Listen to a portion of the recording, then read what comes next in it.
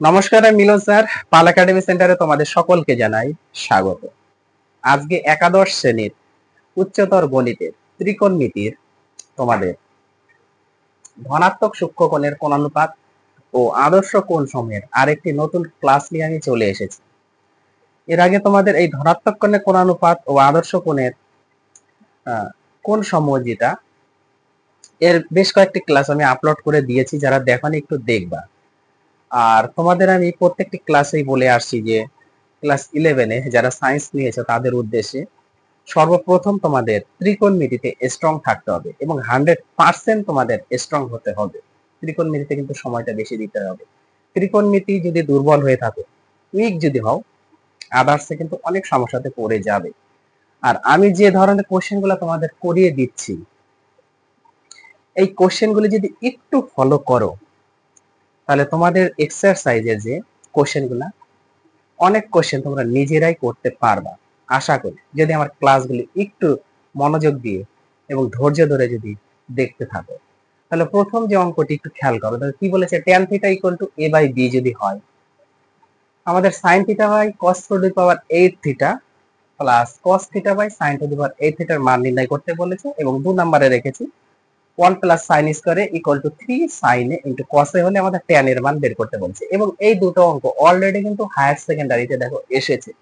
ওকে, প্রত্যেকটি অঙ্ক আমি খুব বেছে বেছে ইম্পর্টেন্স অঙ্ক তোমাদের করিয়ে থাকি, যে অঙ্কগুলি অ্যাকচুয়ালি আসবে এক্সামে, এবং এখান থেকে অনেক কিছু শেখার আছে। আর এই অঙ্কগুলো দেখতে থাকলে তোমরা নিজেরা এক্সারসাইজের অঙ্কগুলি করতে পারবা।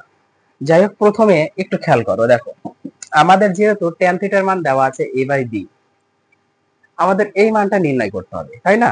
খেয়াল করো, দেখো কিভাবে করতে হয়, একটু মোচড় গুলো তোমাদের জানতে হবে। sin theta by cos to the power 8 theta plus cos theta by sin to the power 8 theta, তাই না? এই জিনিসটাকে আমরা কিভাবে লিখতে পারি, দেখো তো। উপরে sin থিটা আছে, থাক। আমরা যদি এর নিচে একটা cos থিটা নিয়ে রাখি, কোনো সমস্যা আছে? 8টা ছিল, একটা রেখেছি, ইনটু দিয়ে উপরে কিছু নাই মানে 1 আছে। আর এখানে যদি আমরা cos 7টা রাখি, কোনো সমস্যা আছে? কোনো সমস্যা নেই। প্লাস সেম ভাবে এটাকেও যদি আমরা করি, উপরে cos থিটা আছে, থাক। আর নিচে sin থিটাকে একটা রাখি সিঙ্গেল, আর একটা 1 by sin theta to the power 7 theta actually এইভাবে রাখতে পারি। এখন তোমরা সকলেই জানো sin বাই cos মানে tan হয়। সো আমরা এখানে লিখে দিতে পারি যে tan থিটা ইনটু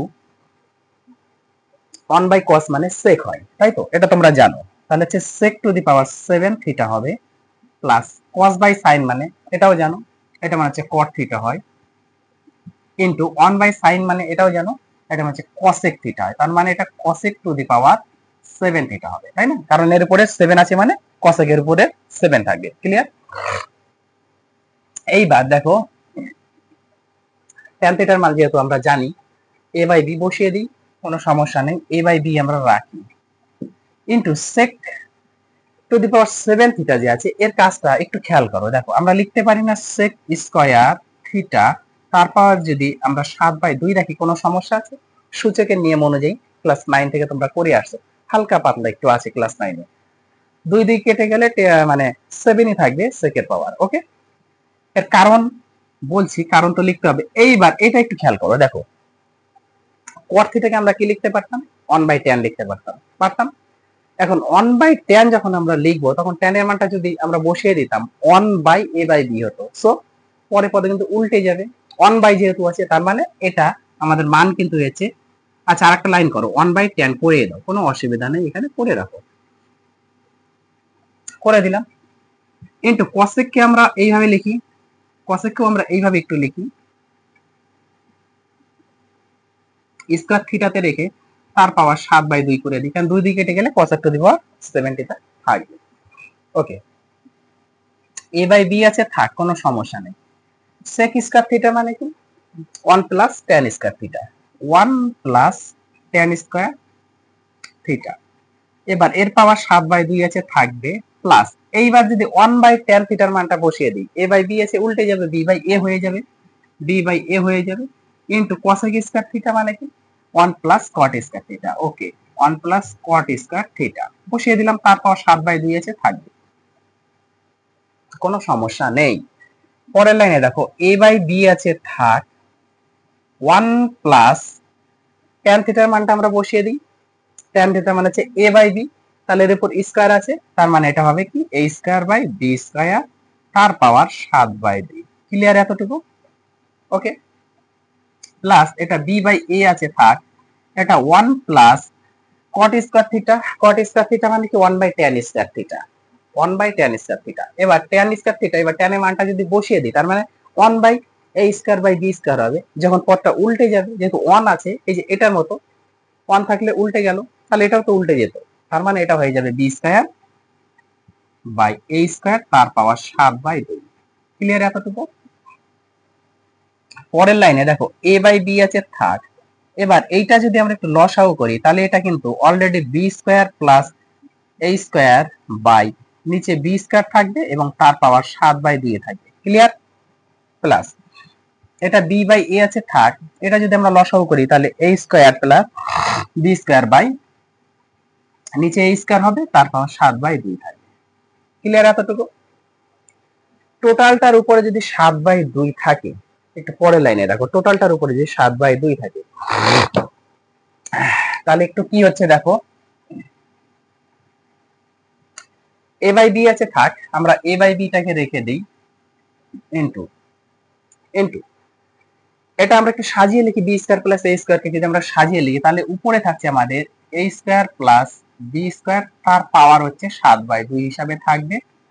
আর নিচেরটা একটু খেয়াল করো, b স্কয়ার তার পাওয়ার 7/2 থাকবে, তাহলে b স্কয়ার, দেখো b স্কয়ার তার পাওয়ার যদি 7/2 হয়, তার মানে এটা আমরা লিখতে পারি b স্কয়ার ইনটু 7/2, 2 কেটে গেলে তার মানে b এর পাওয়ার 7 থাকবে। ক্লিয়ার? তার মানে এই পদে আমরা সরাসরি লিখে দিতে পারি যে b এর পাওয়ার 7। ওকে, প্লাস আছে প্লাস দাও, প্লাস আছে প্লাস দাও, বোঝা গেল? প্লাস আছে প্লাস দাও, b বাই a আছে, থাক b বাই a আছে, থাক ডট, তাহলে এইটা উপরে কিন্তু a square plus b square থাকবে, তার পাওয়ার 7/2 থাকবে, এবং এটা নিচে সেম এর পাওয়ার 7 থাকবে। এই একই ভাবে এই পদ্ধতিতে এর পাওয়ার 7 থাকবে। আমি এই পদটা একটু মুছে দিই যেহেতু তোমাদের ভুল না হয়ে যায়। ওকে, ক্লিয়ার? দেখো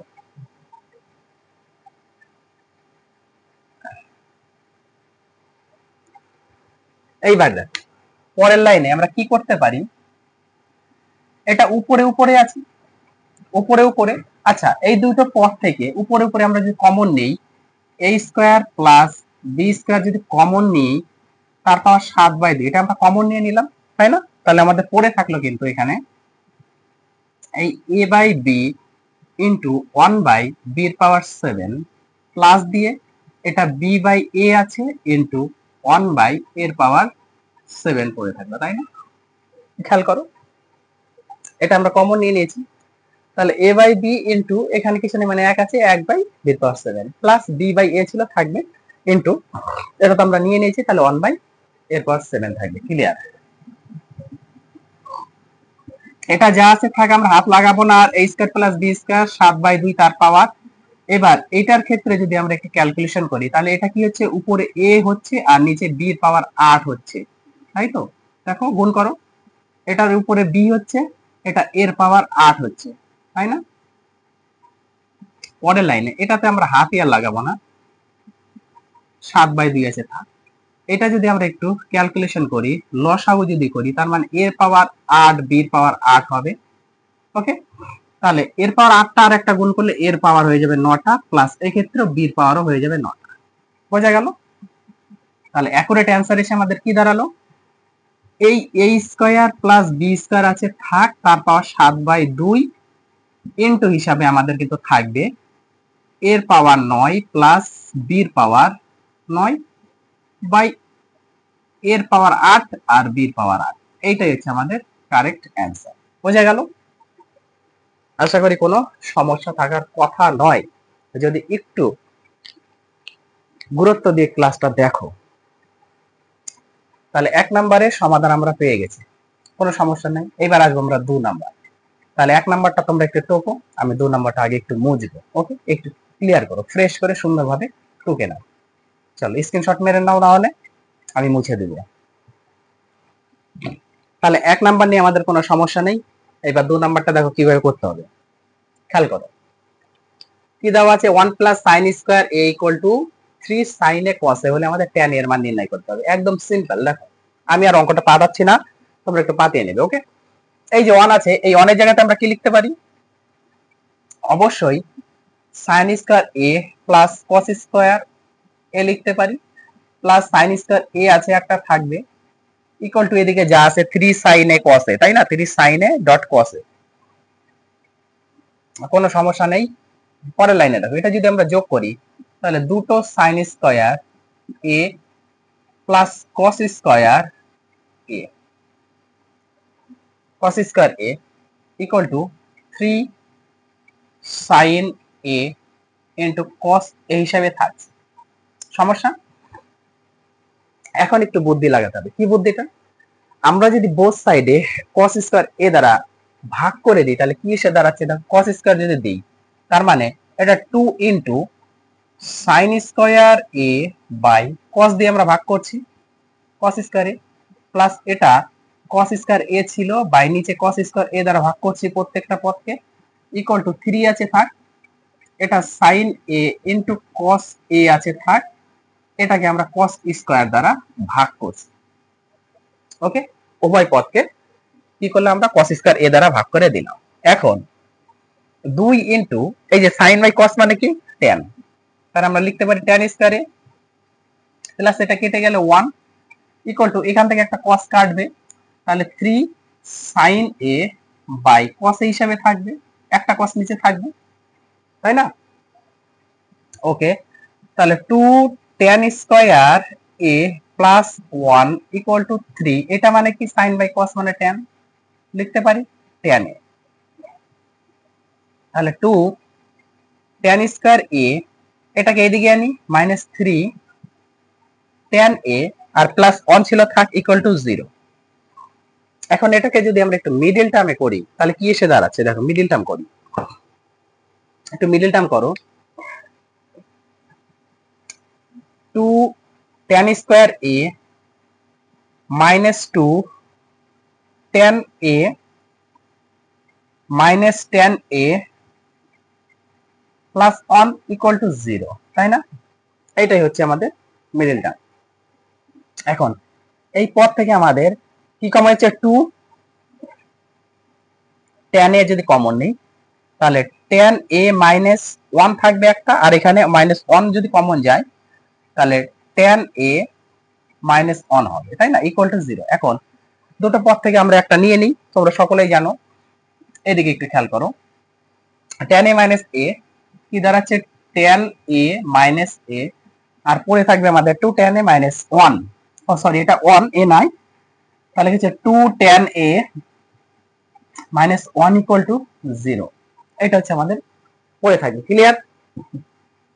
তার মানে আমরা এখন লিখতে পারি যে tan a -1 ইকুয়াল টু একটা 0 হবে, অথবা 2 tan a -1 ইকুয়াল টু একটা 0 হবে। এখান থেকে আমরা tan a ইকুয়াল টু 1 একটা পাই, তাই না, tan ইকুয়াল টু 1 পাচ্ছি। আর এখান থেকে 2 tan a ইকুয়াল টু -1 এদিকে আসলে প্লাস 1 হয়ে যাবে, তাহলে tan a টাকে যদি আমরা সিঙ্গেলে রাখি তাহলে 1/2 অর্থাৎ হাফ। তার মানে tan a এর মান 1 হতে পারে এবং হাফ, দুটোই। ওকে, আশা করি এটা নিয়ে কোনো সমস্যা নেই। তাহলে অঙ্কগুলো একটু প্র্যাকটিস করো তোমরা মনোযোগ দিয়ে। আমি আবার আসবো পরবর্তী পার্ট নিয়ে। তাহলে আজকের মতো এখানেই শেষ করছি।